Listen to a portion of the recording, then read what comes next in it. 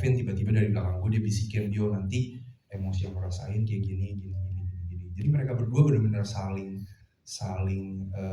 support satu sama lain gitu. Dan meskipun Abang hampir setiap hari pasti ada di lokasi, bukan hampir sih, setiap hari ada di lokasi, tapi yang gue perhatikan Abang hanya duduk di monitor, dia sama sekali intervensi. Iya, nggak pernah intervensi sama sekali gitu terhadap dua sutradara ini gitu. Dan ya semoga aja apa yang kita buat ini menjadi sesuatu hal yang fresh, yang baru, dan ya karena yang gue rasain sih energi yang mau kita sampaikan atau karya yang mau kita buat ini sesuatu hal yang pastinya belum pernah ada. Pendalaman karakter Farah, Mbak Foni dan Mbak Nova, mungkin bagaimana caranya supaya membuat karakter ini fully realize menjadi karakter yang real, hidup dari mulai lahir sampai masuk ke cerita tanpa sama dengan karakter-karakter yang pernah kalian mainkan, atau gambaran kalian tentang cerita Malin Kundang itu seperti apa, ibu seperti apa, Malinnya seperti apa?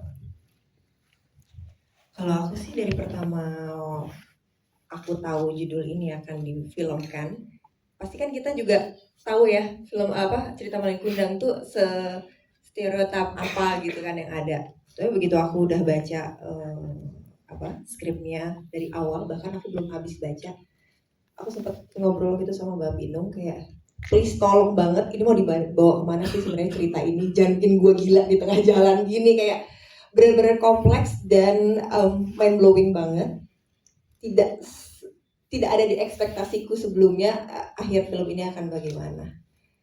Dan juga itu berpengaruh sama setiap karakter yang ada di film ini sih. Jadi menurut aku nih, kalau aku pribadi, setiap aktor punya journey-nya masing-masing di setiap karakter yang dia mainkan, dan salah satunya di film Legenda Malin Kundang ini yang aku tidak pernah temui sebelumnya, karena benar-benar Nadine ini adalah sebuah jiwa yang baru yang harus aku kelola lagi, yang harus aku hidupkan bersama dengan teman-teman yang lain dan juga para filmmaker di belakangnya. Kita pun juga pastinya, teman-teman pasti tahu lah kalau di SOP-nya yang ada di KMNC itu pasti setiap pemain akan diberi karakter sheet yang kayak tadi Bang Joko bilang, dan itu akan memudahkan banget untuk kami para pemain untuk menghidupkan karakter yang akan kita mainkan itu. Dan juga kita banyak kita ngobrol bertiga ya waktu itu beberapa kali sama Raffi dan Harjo, dan ya kita ngomongin ini akan bagaimana, sedekat apa hubungannya dengan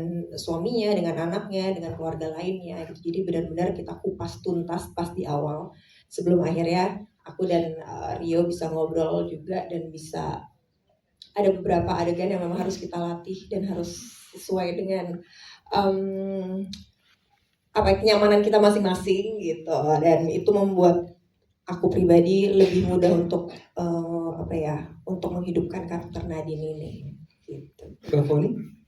Buat aku ini cukup sulit karena banyak sekali layer-layernya, dan range-nya tuh dari sini ke situ gitu. Kayak kalau pendul tuh ini banget jauh gitu, dari sana ke situ.